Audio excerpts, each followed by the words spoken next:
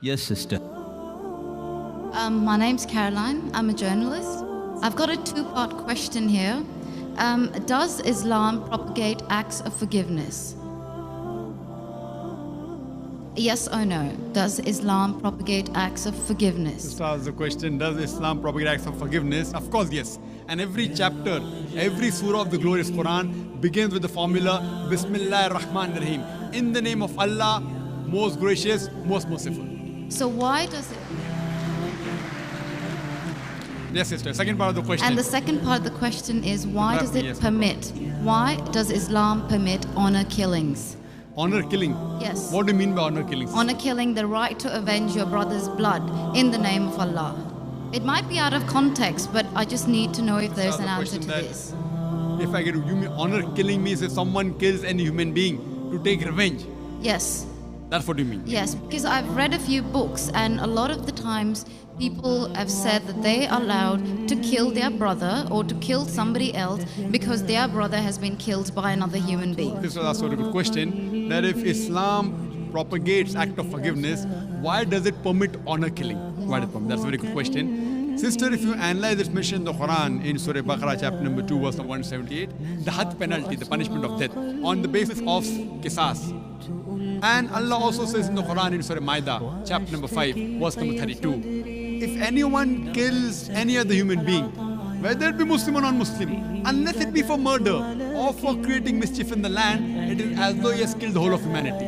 So as a general rule, if any human being kills any other human being, it is as though he has killed the whole of humanity, except under two circumstances. Unless it is for murder or for creating mischief in the land. Now, there are two exceptions where Islam gives permission where you can kill any other human being. Number one is, if that person has committed murder, which comes in your scope of question, honor killing. Number two is if he is creating fasad, corruption in this land. Again, this is not compulsory.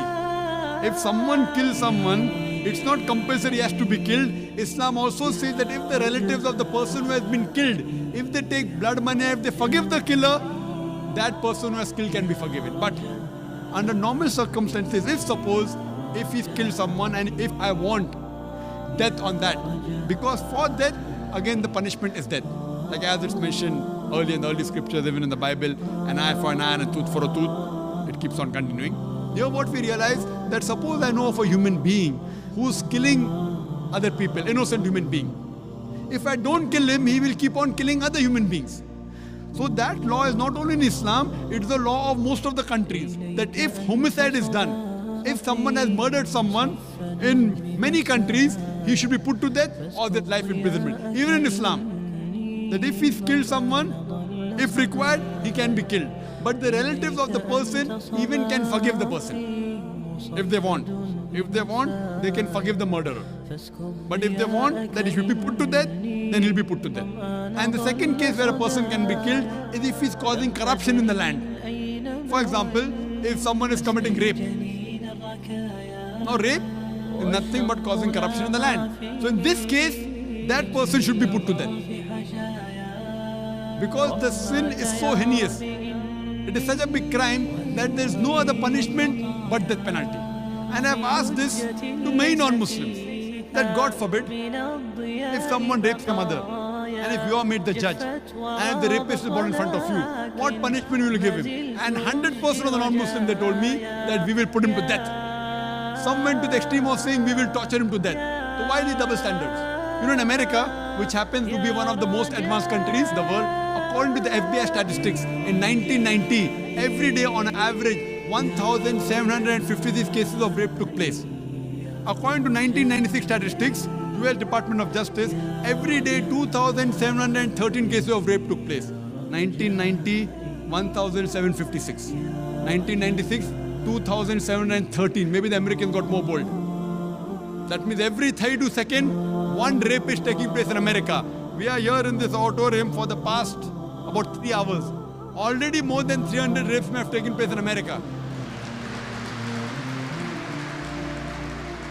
So Islam has a system of hijab which I mentioned in my talk. That when a man looks at a woman, he should lower the gaze. The woman should follow the Islamic hijab which I mentioned earlier. After that, if any man commits rape, he gets capital punishment. Even the American law says that 7 years rigorous imprisonment for a rapist, but most of the time he's let free.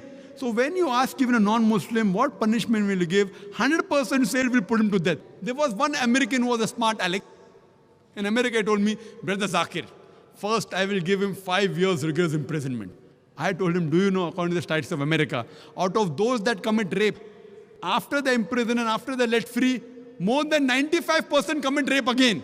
So if you want your daughter and your mother to be raped again, you're most welcome. I don't want that. So he said, if that's the case, in the first time itself, I put him to death. So in such cases, where there's corruption of land like rape, etc., Islam gives permission, death penalty can even be given for that case. Hope that answers the question, sister.